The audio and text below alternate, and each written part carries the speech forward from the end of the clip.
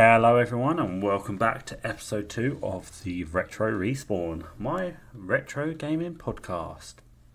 So I've actually had a really busy 2 weeks. I have put an offer in on my flat and it got accepted. So right now, it literally got accepted about 10 minutes ago. So I'm on cloud 9 at the moment. So that's probably why you can hear so much happiness in my voice. Also, at the weekend, I went to Soho for my mate Ben's birthday, and we went to NQ64, which, for those who don't know, is a barcade, a retro arcade bar, which is my favourite place in the world. I'll go on to that more in a bit, but yeah, so I've had a really good 2 weeks. Today's episode, obviously, is Boogerman. A pick and flick adventure. The reason why I love toilet humour is because of this game. While I was playing this, I was actually sitting there thinking, like, my mum always moans at me for laughing at poo and farts, and then I think, yeah, it's your fault because you bought me this game as a kid. So this is why I have awful humour. But yeah. So at the weekend, I went to NQ64. I played Time Crisis there and House of Dead. Love House of Dead. It's got to be one of my all-time favourite games. I keep saying that about every game I talk about, but no, arcade game, House of Dead, all the way. Also, yesterday, which was Sunday, I went to cinema with my brother, and we then went to like this golf place called Mulligan's, and we played House of Dead. Red Dawn. Is it Red Dawn? I think it is. I don't know, we played House of Dead there, and we completed that because that is what we do. And then we just played some arcade games, but they were just basic arcade games, like ticket winning ones. So yeah, it was a pretty good weekend for me. And what else? What have I been playing this week? So I've started playing House of Dead 2 Remake on my PlayStation 5. I play it through my Portal because for some reason I only game when it's handheld. I think it's because I like doing 2 things at once. So I like watching TV and gaming, even though I keep pausing it for all the voice acting. But yeah, and then I've also been playing Donkey Kong Bonanza. Brilliant game. Those who have a Switch 2 definitely get it. Highly recommend. And what else? Anything else I've been playing? No, that's it really. I've also been reading my comic books, Spider-Man, the new Gwenpool series, which is the actual Gwen Stacy's come back to life, which is quite good. And yeah, that's my... What else? There's got to be something else. Oh, I also bought a GBA flash cart, which is something that you can plug your GBA games into, or Game Boy games, and put your save data onto the computer. So I bought one of them because I'm really into ROMs, Pokemon ROM hacks, but I only like playing it properly, so I have to play it on my Game Boy. So yeah, I mean, I've been using that lately, which is quite good. I would highly recommend if anyone out there wants it. So also, in the last time we actually did this, we've had a Pokemon Presents and a Nintendo Direct. The Nintendo Direct partnership one, so not a proper Nintendo Direct. So let's have a little quick talk about them. So yeah, Nintendo Direct. I'm a massive Nintendo fan. Always have been. My first ever actual console was a Super Nintendo. But yeah, the Nintendo Direct. I know it was a partnership one, but I was kind of disappointed. The only thing that came out of that I actually care about is Hyrule Warriors Age of Imprisonment. Other than that, there's nothing there that I really care about. I mean, we got Monster Hunter, never played. The Adventures of Elliot, no idea. Star Wars Outlaws, I've heard that's an awful game, so I probably won't ever play that. 2 Yakuza games, never played them. Chilling Fire, not played. Borderlands 4, I used to love Borderlands 2. Me and my mate Sam from uni used to play it all the time, to the point I can't play it anymore because I've played the first 4 missions of that game so much that it's destroyed it. Chronos actually does look quite good, I'm not going to lie. So I might pick that up, but I don't think I'm going to play it on Switch. I think it's the worst thing about the Switch is it's shit compared to PlayStation and Xbox in the nicest way. Like, I love my Switch. My Switch is my favourite console. I will take it everywhere with me, but sometimes certain games play better on certain consoles, if you get what I mean. And then we got Apex Legends, Hella, Persona, never played them. Roman Saga, was it? And Madden, not into American football at all. I'm not even into English football. Like, it's actually a running joke with my family how much I hate football. And then for both Switch 2 and Switch, we got Octopath, Plants vs Zombies, which I can't believe that's still going. And I was looking at it, I was like, that's not a full price game, is it really? Like, but yeah. Final Fantasy Tactics, never played Final Fantasy. Well, I say never played it, I'm starting to play Final Fantasy 7. Well, I was playing Final Fantasy 7 ages ago, the remake on my PS5, and I was enjoying it. Football Club 26, which is basically FIFA. Dragon Ball, not into Dragon Ball at all. I don't know why. Everyone always thinks I should be. Goodnight Universe and Pac-Man 2. Pac-Man World 2? Never played them. I think I might have one of them for my 3DS that my brother bought me for Christmas ages ago.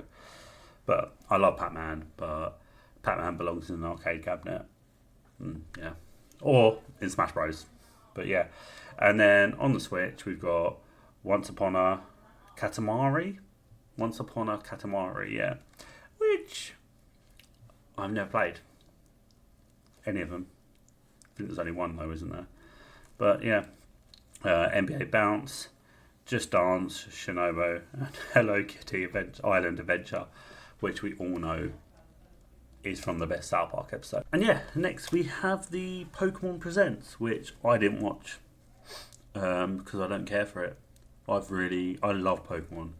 Like, Pokemon is my personality. But recently, I don't know, the Pokemon Presents have just gone downhill. Like, it's all about Pokemon Masters, Pokemon Go, and Pokemon Unite, and Pokemon Trading Card Game on the mobile one. And yeah, that was all their present really was.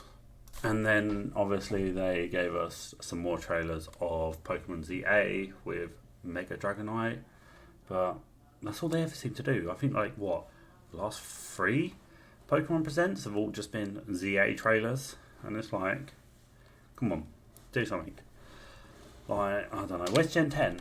But yeah, I think my problem is, and it's definitely a me problem, is I read too much into leaks, and then I get really excited about a leak, and when it doesn't happen, it ruins everything for me. Like Wind Waker, I thought there was going to be a Wind Waker HD release for the Switch, and every time there was a Nintendo Direct and it didn't come out, I really got annoyed, and that was all I was waiting on. So yeah, there is also that Pokemon Park that they're doing, which sort of seems cool. And then obviously the Aardman animation Pokemon, which doesn't actually look like claymation. It looks more computer generated. But I love Aardman. They've given us Wallace and Gromit, Chicken Run. So sit back, relax, plug in your controller, dust off those cartridges, and respawn into a world where pixels ruled and cheat codes were sacred. Next thing you'll hear is the Boogerman soundtrack, and then we'll get into the review.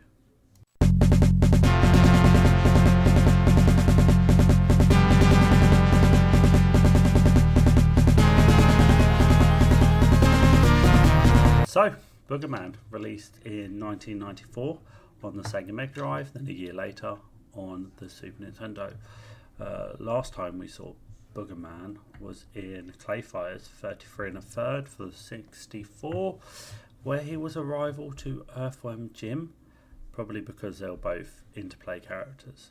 And then they did try and do a reboot of him in 2013 on Kickstarter, but it never made enough money, so it never went through. So, Boogerman, you play as Snotty Ragsdale, who turns into Boogerman, and Boogerman has got to be one of the worst designs I've ever seen in my life, and I love it.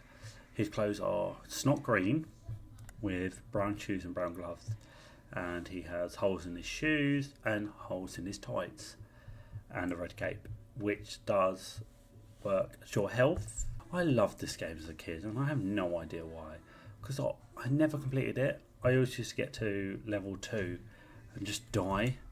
But for some reason this game was everything to me. So, Boogerman, you have 3 attacks, maybe 2, depending on how you look at it. But your first one, you have snot. And on your HUD, your snot level is depicted by a finger and a nose, and it's connected by a snot. And then you also have your burps and farts, depending on how you are. So, you burp, you hold in your burp, and you burp bigger the longer you hold the button. But then you also press down and the burp button and you'll do a fart, which is hilarious. Back in the day I thought that was the best thing ever. So yeah, but they both have like ammo, if that makes sense. So you've got to collect beans for your farts and your burps, or a snot bubble to collect for your snot.